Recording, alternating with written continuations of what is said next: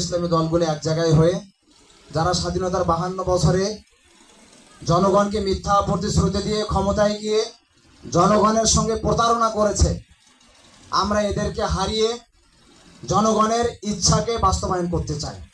কিন্তু এই দলগুলাই, এই ইসলামী দলগুলাই বাংলাদেশে ইসলামকে এগিয়ে নেওয়ার সম্ভাবনাকে নস্যাৎ করার জন্য এরাই বিভিন্ন সময় বিভিন্ন জোটে গিয়েছে।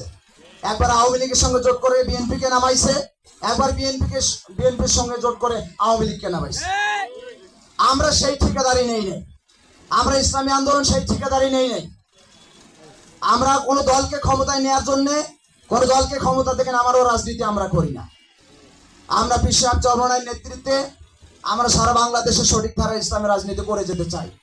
এই কারণে এই জোট সরকার, এই ইসলামী মূল্যবোধের সরকার এখন পর্যন্ত আমাদেরকে আওয়ামী লীগের দালাল বলেছে। অথচ আপনারাই দেখেন, ওরাই একবার জোট করে বিএনপিকে উঠাইছে, আবার একবার বিএনপিকে নামাইছে। আমরা ওই ঠিকাদারি নেই।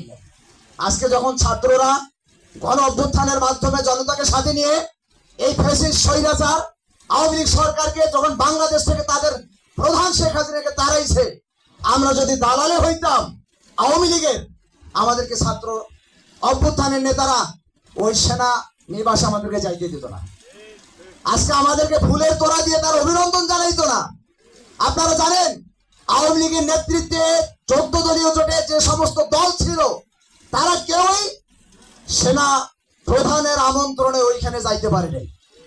যেদিন শপথ গ্রহণ হয়েছে উপদেষ্টাদের, সেই বৈঠকেও 14 দলীয় যে দলের কোন জোটের নেতা সেখানে আসতে পারেনি। ইসলামী আন্দোলনের প্রতিনিধি দাওয়াত পেয়েছে, হয়তো যায় নাই, কিন্তু যেদিন প্রথম সেনা প্রধানের নেতৃত্বে বৈঠক হয়েছিল সেইখানে আমরা দাওয়াত পেয়েছিলাম। আপনারা জানেন যে বিকল্প ধারা বিএনপির অন্যতম প্রতিষ্ঠাতা প্রফেসর বদরুদ্দোজা চৌধুরীর দল, যিনি পরবর্তীতে বিএনপি থেকে বের হয়ে এসে বিকল্প ধারা নামে দল তৈরি করেছেন, তার ছেলে মাহিবী চৌধুরী শপথ গ্রহণ অনুষ্ঠানে যাওয়ার পথে তাকে ছাত্র জনতা অপমান করে সেখান থেকে তারাই দিয়েছে। আমরা যদি আওয়ামী লীগের দালাল হইতাম, আমরা ওইখানে যাইতে পারতাম না। ছাত্র জনতার ভয়ে আমরা আওয়ামী লীগের দালালের কারণে বাংলাদেশ থেকে পালাইতাম। এইভাবে অনেক উদাহরণ দেয়া যাবে। সুতরাং যারা ঐক্যের কথা বলে, ঐক্য বজায় রাখতে হলে কথায় মার্জিত ভাব থাকতে হবে।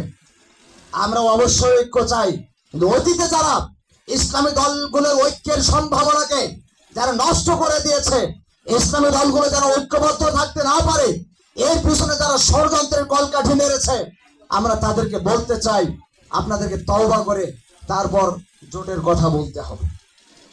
যাই হোক, আমরা ইসলামী আন্দোলন বাংলাদেশ 36 বছর ধরে এদেশের মানুষকে আহ্বান জানিয়ে আসছি, আসেন, যদি ভাগ্যের পরিবর্তন করতে হন, আপনাকে বদলে যেতে হবে। আমরা বদলাইতে পারি নাই। দেশ স্বাধীনের পর প্রথম 73 সালে নির্বাচনে ইসলামী দলগুলো ভোট করতে পারে নাই, কিন্তু তার পরবর্তী যে নির্বাচনগুলো হয়েছে, প্রথম প্রেসিডেন্ট জিয়ার নেতৃত্বে হয়েছে। উনি পিপিআর, পলিটিক্যাল পার্টিস রেগুলেশনস আইন করে ইসলামী দলগুলোকে বাংলাদেশে রাজনীতি করার সুযোগ করে দিয়েছেন। তখন থেকে ইসলামী দলগুলো বলে আসছে, আমরা যে আশা আকাঙ্ক্ষা নিয়ে দেশটাকে স্বাধীন করেছি, আওয়ামী লীগ সেই আশা আকাঙ্ক্ষা পূরণ করতে ব্যর্থ হয়েছে। জাতীয় বিএনপি দেখেছে, চালু করেছে, সেও পারছে না। যদি করতেই হয়, জনগণের আশা আকাঙ্ক্ষা, ইসলাম ছাড়া কোনো বিকল্প নাই। কিন্তু আমরা যখন জনগণের কাছে ভোট চেয়েছি, জনগণ কি বলেছেন, আপনারা কি বলেছেন? মোল্লাদের আবার কিসের রাজনীতি, হুজুররা থাকবে মসজিদ মাদ্রাসায়, ওনার কেন ভোট চাবে? ও হুজুরদের কাছে ভোট নেওয়া যায়, হুজুররা ভোট চাইতে পারবে না। ওনারা হুজুরদের কাছে ভোট চায়, আর হুজুর যখন ভোট চায় তখন বলে যে হুজুরদের আবার কেন ভোট চাবে? হুজুরদের ভোট নেওয়া যায়, হুজুরকে নাকি ভোট দেওয়া যায় না। তো এইভাবে ইসলামের শক্তিকে আমরাই নষ্ট করেছি। স্বাধীনতার পর থেকে পর্যন্ত 12টা জাতীয় সংসদ নির্বাচন হয়েছে, 11টা। এই 11টা জাতীয় সংসদ নির্বাচনে আমরা যদি চোর বাটপারদেরকে তালাক দিয়ে আমরা যদি সত্যি ইসলাম প্রতিষ্ঠার সংগ্রাম করতাম, আজকে চোর বাটপাররা বাংলাদেশকে এতদিন ক্ষমতা থাকতে পারতো না। কিন্তু আমরাই কি করেছি, আমরাই আমাদের সম্ভাবনার দরজাকে আমরাই বন্ধ করে দিয়েছি। আজকে ছাত্ররা চিন্তা ভাবনা করে দেখলো এই আন্দোলন সংগ্রামে যদি সফল হইতে না পারি, আওয়ামী লীগ আর কোনোদিন ক্ষমতা থেকে নামবে না। আর আওয়ামী লীগ যতদিন ক্ষমতা থেকে নামবে না, ততদিন এদেশ থেকে অন্যায়, অবিচার, লুটপাট, হত্যা, রাহাজানি, খুন, ছিনতাই বন্ধ হবে না। আপনারা কল্পনাই করতে পারবেন না আওয়ামী লীগ ক্ষমতায় 15 বছর থেকে কি যে অন্যায়টা করেছে, এটা ভাষায় বলে শেষ করা যাবে না। একটা মৃত ব্যক্তির নামে তারা মামলা দিয়েছে, যে ব্যক্তি বিদেশে পলাতক, তাকে ঘটনাস্থলে উপস্থিত ছিল এই বলে আসামি করে তাকে মামলা দেয়া হয়েছে। এইভাবে যে কতভাবে মামলাবাজি করে তারা এদেশের মানুষকে কষ্ট দিয়েছে, আজকে সেই মামলাবাজরা কোথায়? আজকে সেই মামলাবাজরা কোথায়? আমরা আওয়ামী লীগের ভালো চেয়েছিলাম, আমরা বলেছিলাম আপনারা যেন তেনো ভাবে ক্ষমতায় আসছেন, ভালো কথা, আপনারা থাকেন, কিন্তু ভালো করে দেশ চালান। আপনারা 91 থেকে 96 থেকে 2000 ক্ষমতায় ছিলেন, ভুল করার কারণে জনগণ আপনাদেরকে টেনে নামিয়ে 4 দলীয় জোটকে ক্ষমতায় বসিয়েছিল। আপনারা তওবা করেন, তওবা করে ভালো হয়ে দেশ চালান। কিন্তু কে শোনে কার কথা?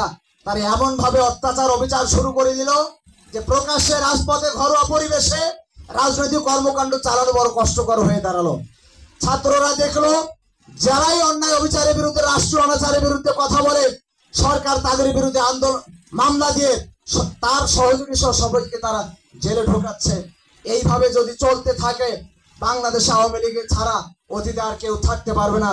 এই কারণে ছাত্র জনতা সিদ্ধান্ত নিল, যেমন করেই হোক এই পাপাচারী আওয়ামী লীগ সরকারকে ক্ষমতা থেকে নামাইতে হবে।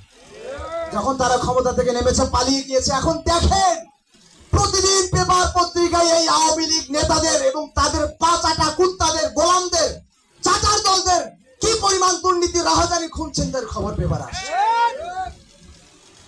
আমার পূর্বের বক্তা বলেছেন কিছুক্ষণ আগে যে ছিল রাজা, এরপরে হয়ে গেল সেই পলাতক। আপনাদের আমরা ভালো চেয়েছিলাম, কিন্তু আপনারা বুঝতে পারেন নাই, আজকে পালাইছেন, আপনাদের পিছনে আর কেউ নেই। এই কারণে আমরা বলতে চাই, আগামীতে যেই ক্ষমতায় আসবে সে যেন ভালো হয়ে দেশ চালায়। আমরা ক্ষমতায় যাওয়ার পাগল নই, কিন্তু আমরা আহ্বান জানাইতে চাই যে আসেন, আমরা এতদিন যে ভুলটা করেছি আর ভুল করতে দেওয়া যাবে না, আর ভুল করা যাবে না। এই সুযোগে তত্ত্বাবধায়ক অন্তর্বর্তীকালীন সরকার এখন ক্ষমতায় আছে, এখন আরো অনেক দল হবে, দল হোক, সমস্যা নাই। কিন্তু আমাদের একটাই কথা, সংখ্যাগরিষ্ঠ মুসলমানের দেশে যদি শান্তি পেতে হয়, অবশ্যই রাষ্ট্রের শীর্ষ পর্যায় থেকে শুরু করে তৃণমূল পর্যন্ত ইসলাম অনুযায়ী ঢের সাজাইতে হবে।